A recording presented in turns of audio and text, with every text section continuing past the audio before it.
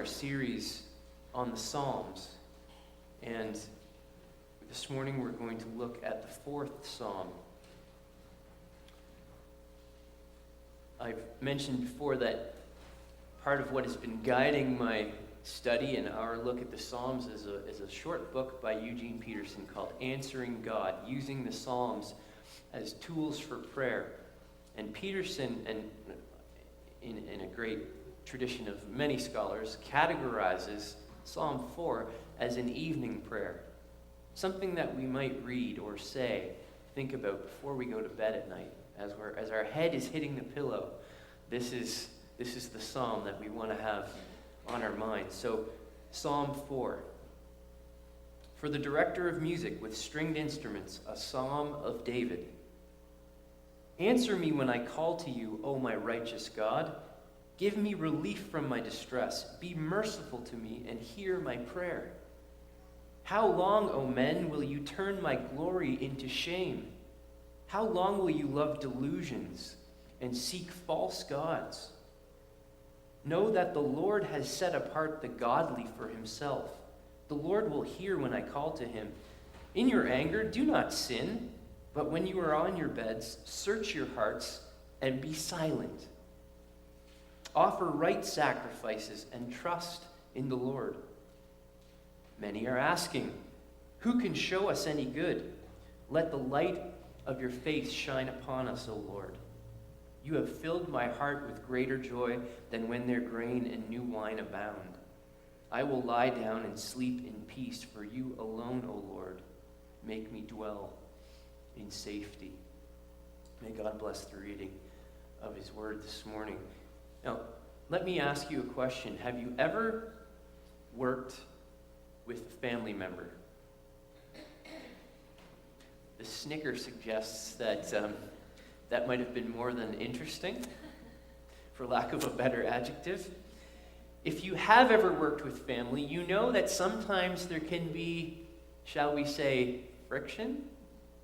Whether you've worked with your husband or your wife, maybe a sibling, maybe an in-law, sometimes that closeness, the family togetherness, which is so great at a barbecue, doesn't always translate to being so great in the workplace.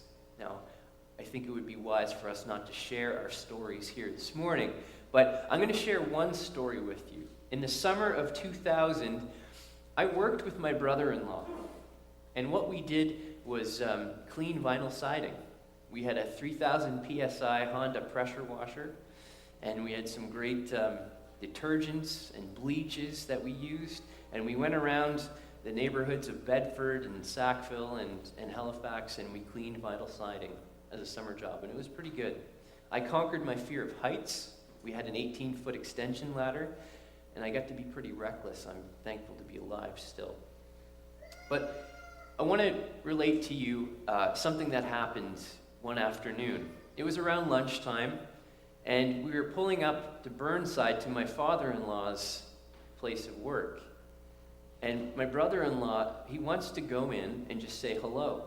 But having worked with him for maybe a month at this point, I could see the wheels turning, and I knew exactly what he was going to do. He was going to go into my father-in-law's office, his dad, and ask him to take us out to lunch. And this drove me crazy. This was freeloading. This was being just asking for things you shouldn't ask for. And I said to him, don't ask your dad to take us out for lunch. And he looked at me and said, I promise I won't. So he walks in, and about 5 minutes later, he walks out with a smirk on his face. And he tells me we're going out for lunch. Now, I didn't like what my brother-in-law did. I thought he was being presumptuous. Okay, maybe you would have felt the same way. But after thinking about it for 14 years, I don't think that he was being so presumptuous. I did at the time.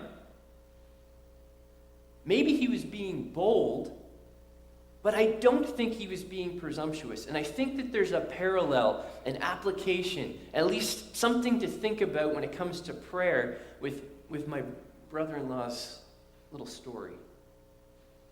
As we talked about last week, biblical prayer is raw. It is cries of desperation sometimes. But do you know what else it is? It's bold. It's very bold. The Psalms are bold. Look at verse 1 of our psalm. Answer me when I call to you, my righteous God. Give me relief from my distress. Have mercy on me and hear my prayer. Do you notice anything about verse 1? It's 4 imperatives. Imperatives. The imperative mood is the mood of command or a strong request. Answer me, my righteous God. This is fascinating. The psalmist recognizes that God is righteous. And by extension, by recognizing that God is righteous, the psalmist realizes that he isn't. And even if he is righteous, that in turn stems from God and his work in his life. But regardless of that, the psalmist still has the audacity to say to God, answer me. Answer me. Give me relief from my distress, is what he follows that with. Now, it's possible that line, give me relief from my distress, isn't an imperative. You could translate it, you gave me relief from my distress. In other words, like we talked about last week, the psalmist has examined his life.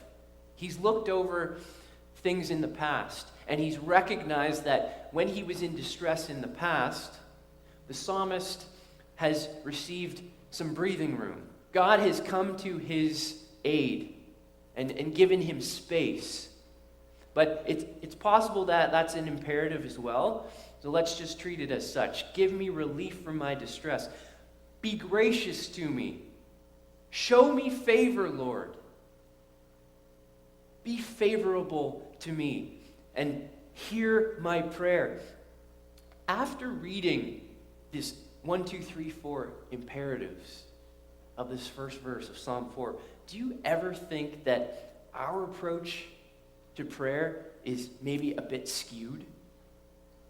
Here's what I mean. I think when we pray sometimes, we treat prayer as if it's a stereotypical scene from a movie or a TV show from 50 years ago. Specifically what I'm talking about, it's like when a boy would ask a girl to a junior high dance. Okay, let's just think of 2 hypothetical names. Let's call the boy John and the girl Susie.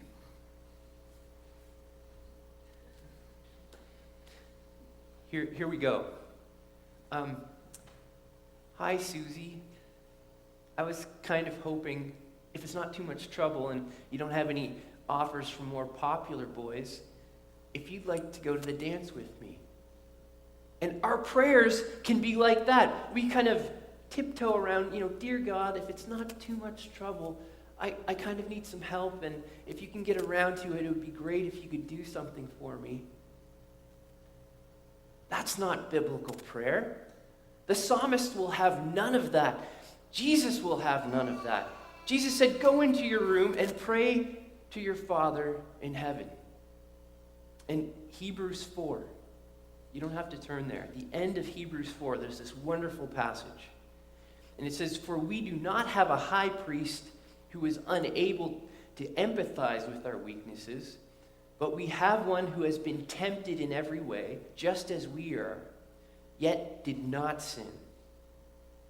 Let us then approach God's throne of grace with confidence so that we may receive mercy and find grace to help us in our time of need.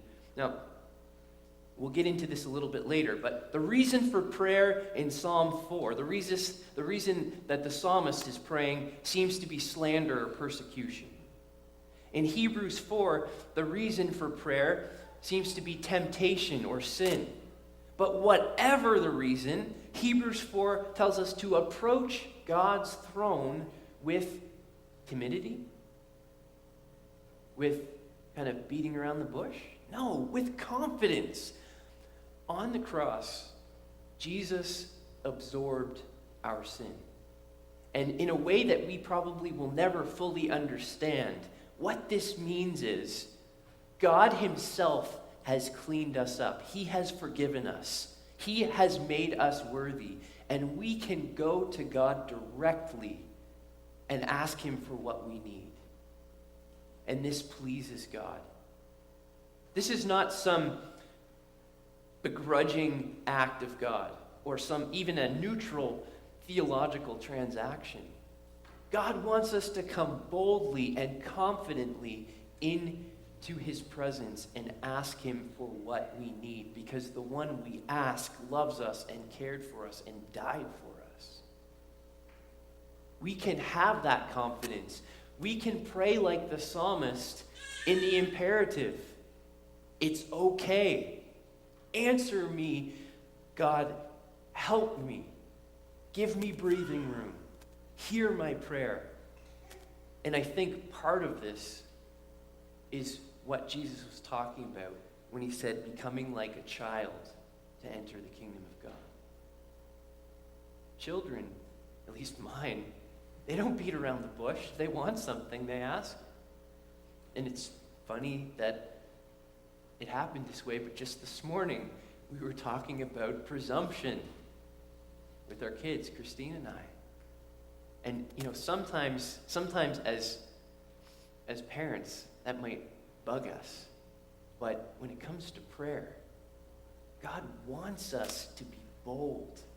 He wants us to ask him for things. It shows him, and more importantly ourselves, who we go to when we're in trouble. Who are we really trusting? Who are we really relying on in our lives? So, in a sense, my brother-in-law was right when he went into my father-in-law's office that day, and we ended up having fish and chips for lunch. That's okay. As I mentioned, the psalmist seems to have been driven to prayer because of slander. We see this in verse 2. How long will you people turn my glory into shame? How long will you love delusions and seek false gods? The psalmist is sparse on the details, but the psalm reveals that the psalmist and his opponents have drastically different value systems. The opponents, on the one hand, seem to operate on the basis of humiliation and will lie in order to do so. And if you've ever been humiliated or someone has spread lies about you, it's not very much fun. It's terrible, in fact. But listen to the psalmist's response to the situation in verse 3. Know that the Lord has set apart his faithful servant for himself. The Lord hears when I call to him. Despite the mudslinging directed his way, the psalmist is confident, yes, that God hears his prayers, but the psalmist refers to himself here as faithful. And what he means is that he has strived to live and to model the kind and faithful love and kindness of God himself. To be faithful is to be like God and to act like God in the way that God acts towards his people. And this faithfulness has pleased God. It doesn't mean that being pleasing to God equates to a trouble-free life. If that was the case, we wouldn't have any of the Psalms, or most of them.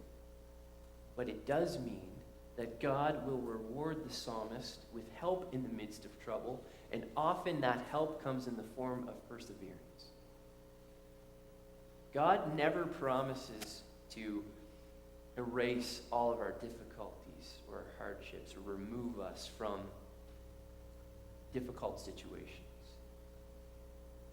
You read the Bible from Genesis 1 to Revelation 22, and the paradigm, the example is not, oh, you're going through a hard time, well, I'm just going to snap my fingers and everything's hunky-dory. more often than not, the way that life unfolds for God's faithful people is God helping them through and in the midst of difficult times. And beyond the challenge to remain faithful to God's ways when things are tough and to believe that God will reward our faithfulness, there's something important to learn about prayer here. And this struck me as I prepared this week. It's this. There is value in imaginary dialogue. So you can breathe a sigh of relief. If you talk to yourself, if you hear voices in your head, you're doing all right. You're going to have a good prayer life. Seriously. You notice how seamlessly the psalmist moves from talking to God in verse 1 with those imperatives to addressing his opponents in verses 2 and 3. Maybe it's that God knows how easily distracted we are by the day's events. Remember I said a few weeks ago, sometimes when I'm praying, it feels like the movie Up with the dogs. Dear God, please help me, squirrel. Right? How many of us, when we've been praying, we start thinking about what others have said about us? Or we start thinking about how things have unfolded in the last 24 hours. We're very easily distracted. But God can take our distractions. If we're using Psalm 4 as an example, God can take our distractions and turn that around and help us to pray better. Because even though the psalmist is thinking about the slander of his opponents, his imaginary address to them becomes a way for him to think about what is right and true and good. Despite the words of the liars that have kept him up all night, or at night, deep down, the psalmist knows that God is with him and for him and that he hears when he calls to him. Last week, and briefly just a few minutes ago, I talked about examining our lives in the midst of trouble, to see how God has come through. Thinking about how our hardships, or maybe even what we would say to those who are giving us a hard time, I think this is one way we can turn our worry into something productive, into prayer.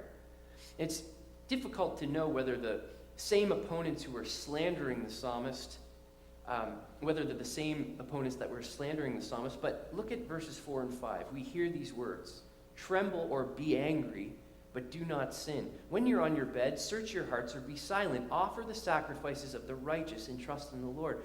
The psalmist is saying to his opponents here, instead of working yourselves into a lather of slander and lies and taking it out on me, show some self-control. Specifically, if you want to be angry, fine, but examine yourselves to see if your anger is justified.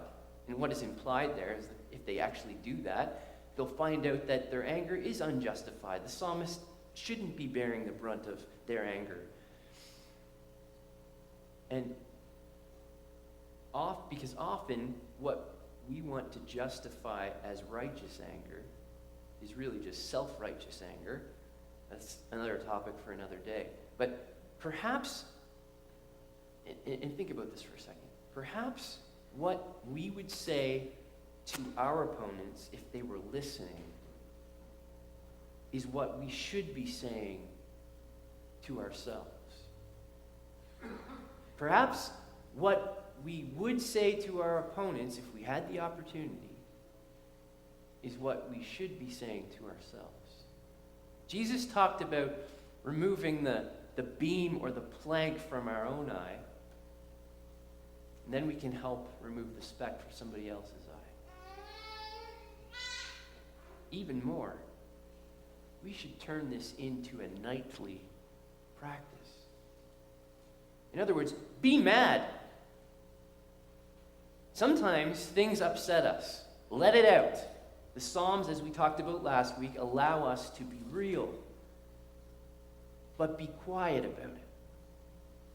take it to God in silent prayer. Sure, there are times in our lives for words and actions and even righteous anger, but rarely is it late at night. It's kind of like having greasy food.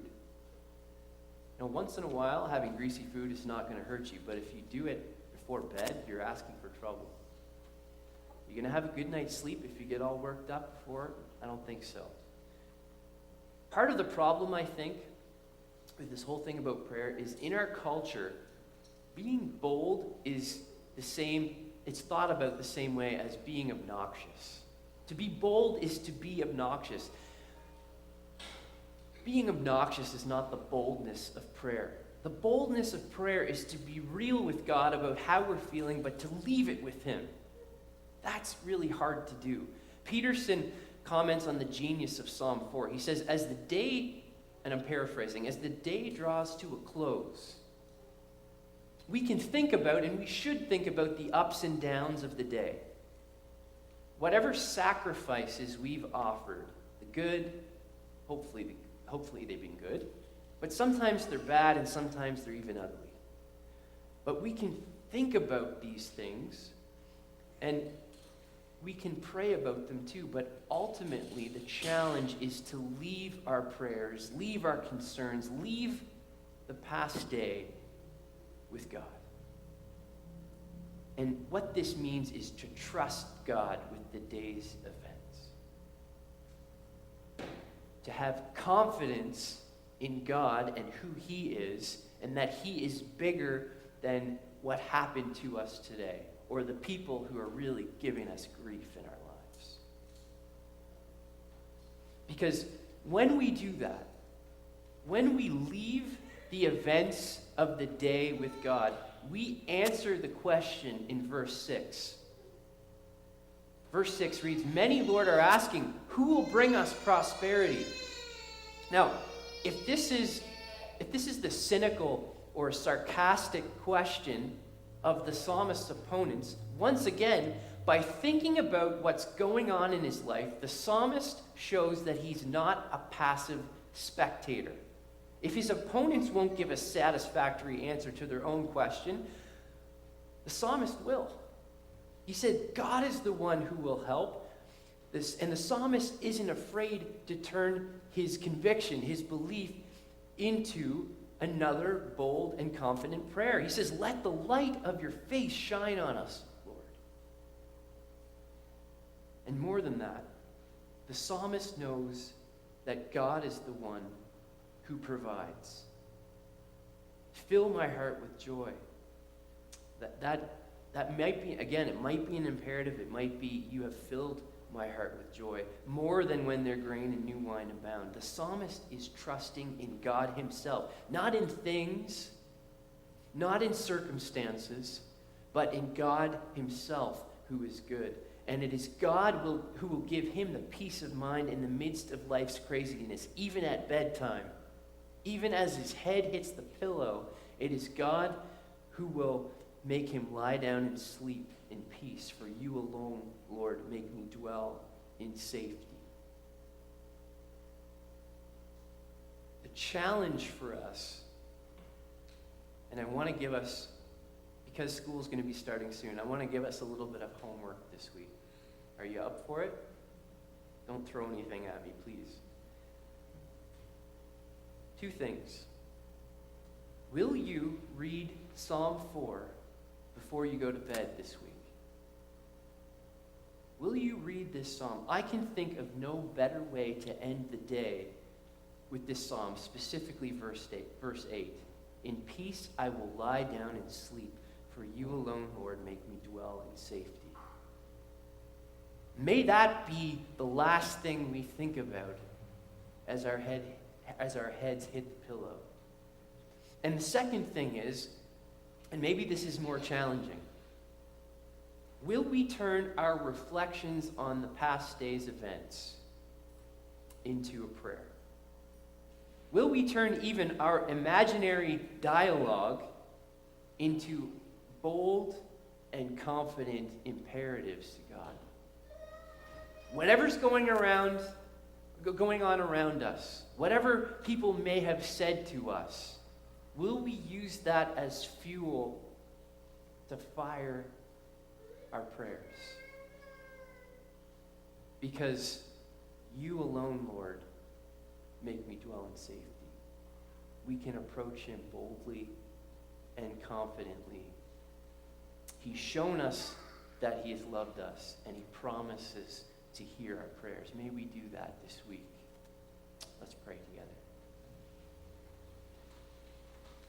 Father, we thank you this morning that you hear our prayers.